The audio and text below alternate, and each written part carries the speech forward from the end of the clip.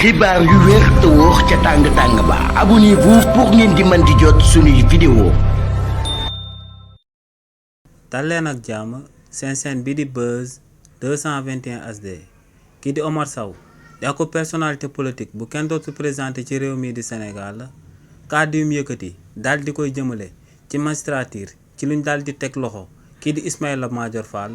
loolee daal di nay sabab tey ñu daal di koy jébbal ak convocation ca biir cybercriminalité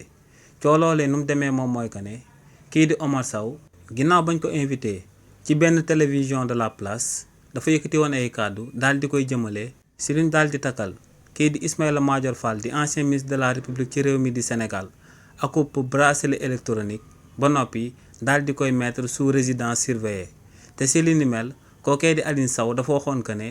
daa am ñi nga xam ne dañoo daal di nekk ci magistrature ci réewu Sénégal ñooñee ñoom ñoo daal di wax que ne kii di Ismaïla Madior Fall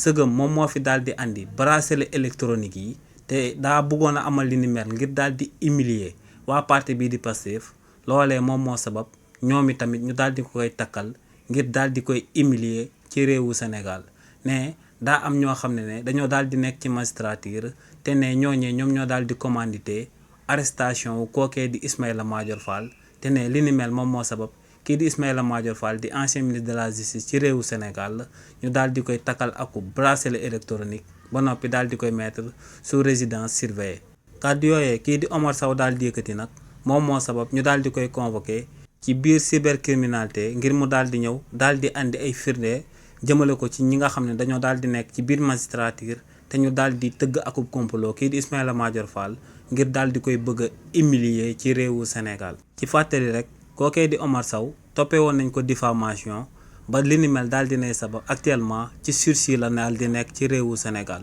donc boo waxut lu leer tey boo moytut mandat de dépôt la ñuy jël daal di koy teg ci ndoddam. xibaar yu wér te wóor ca tàng-tàng ba abonnez-vous pour ngeen di mën di jot suñuy vidéo.